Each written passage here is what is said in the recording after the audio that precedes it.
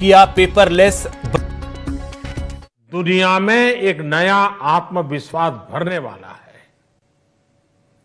आज के बजट में आत्मनिर्भरता का विजन भी है और हर नागरिक, हर वर्ग का समावेश भी है।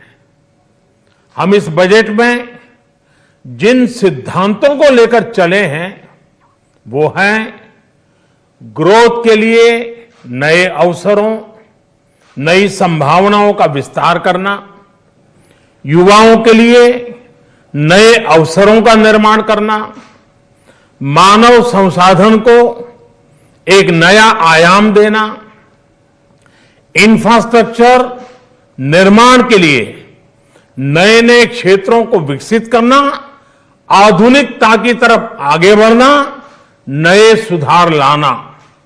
साथियों, नियमों और प्रक्रियाओं को सरल बनाकर आम लोगों के जीवन में ईज ऑफ लिविंग को बढ़ाने पर इस बजट में जोर दिया गया है। ये बजट इंडिविजुअल्स, इन्वेस्टर्स, इंडस्ट्री और साथ ही इंफ्रास्ट्रक्चर सेक्टर में बहुत सकारात्मक बदलाव लाएगा। मैं इसके लिए देश की वित्त मंत्री निर्मला जी को और उनके साथी मंत्री अनुराग जी और उनकी टीम को बहुत बहुत बधाई देता हूं। साथियों, ऐसे बजट देखने को कम ही मिलते हैं जिसमें शुरू के 1-2 घंटों में ही इतने सकारात्मक रिस्पांस आए। कोरोना के चलते कई एक्सपर्ट्स ये मानकर चल रहे थे सरकार आम नागरिकों पर बोझ बढ़ाएगी, लेकिन फिस्कल सस्टेनेबिलिटी के प्रति अपने दायित्वों को ध्यान में रखते हुए सरकार ने बजट साइज बढ़ाने पर जोर दिया। हमारी सरकार ने निरंतर प्रयास किया है कि बजट ट्रांसपेरेंट होना चाहिए।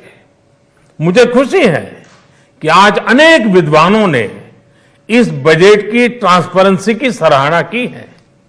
साथियों, भारत कोरोना की लड़ाई में रिएक्टिव होने के स्थान पर हमेशा ही प्रोएक्टिव रहा है।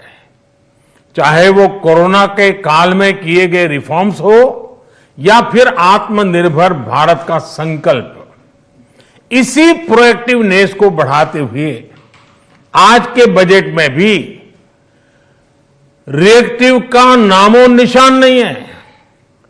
साथ ही हम एक्टिव पर, स्टेटस को पर भी अटके नहीं हैं और हमने इस बजट में भी प्रोएक्टिव बजट देकर के देश के सामने प्रोएक्टिव होने का संदेश दिया है। यह बजट उन सेक्टर्स पर विशेष रूप से केंद्रित है जिनसे वेल्थ और वेलनेस दोनों ही तेज गति से बढ़ेंगे, जान भी जहान भी। इसमें एमएसएमईज और इंफ्रास्ट्रक्चर पर विशेष रूप से जोर दिया गया है। इसी तरह ये बजट जिस तरह से हेल्थ केयर पर केंद्रित है वो भी अभूतपूर्व है। ये बजट देश के हर क्षेत्र में विकास यानी ऑल राउंड डेवलपमेंट की बात करता रहता है। खास तौर पर मुझे खुशी है कि इस बजट में दक्षिण के हमारे राज्य, पूर्वोत्तर के हमारे राज्य और उत्तर में लेह लद्दाख जैसे क्षेत्रों में विकास पर विशेष ध्यान दिया है। ये बजट भारत के कोस्टल स्टेट्स जैसे तमिलनाडु, केरल, पश्चिम बंगाल, इनको एक बिजनेस पावर हाउस बनाने की दिशा में एक बड़ा कदम उठाए। नॉर्थ ईस्ट के राज्य जैसे असम के अनएक्सप्लोर्ड पोटेंशियल को टैप करने में बजट बहुत बड़ी मदद करेगा। इस बजट में जिस तरह से रिसर्च एंड इनोवेशन इकोसिस्टम पर बल दिया गया है, जो प्रावधान किए गए हैं, उनसे हमारे युवाओं को ताकत मिलेगी, भारत उज्जवल भविष्य के लिए बहुत ठोस कदम रखेगा।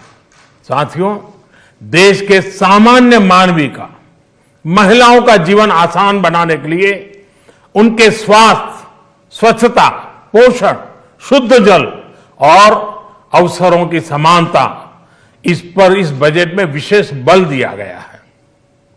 बजट में इंफ्रास्ट्रक्चर पर खर्च में अभूतपूर्व वृद्धि के साथ साथ कई व्यवस्थागत सुधार किए गए हैं, जिसका बहुत बड़ा फायदा देश में ग्रोथ और जॉब क्रिएशन, रोजगार के लिए बहुत लाभ होगा। देश में एग्रीकल्चर सेक्टर को मजबूती देने के लिए, किसानों की आय बढ़ाने के लिए इस पर बजट में बहुत जोर दिया गया है, कई प्रावधान किए गए हैं। एग्रीकल्चर सेक्टर में किसानों को और आसानी से और ज्यादा ऋण मिल सकेगा।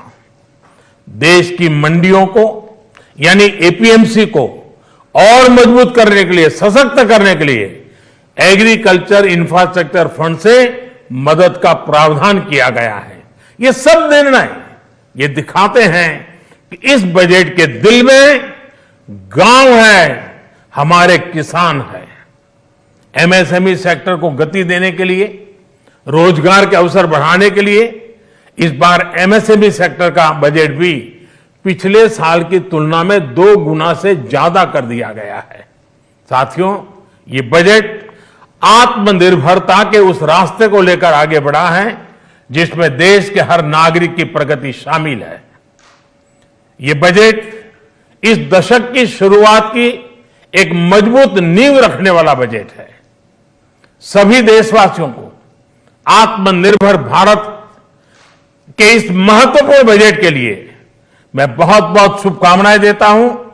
फिर से एक बार वित्त मंत्री जी और उनकी टीम को बहुत बहुत अभिनंदन करता हूं, धन्यवाद करता हूं।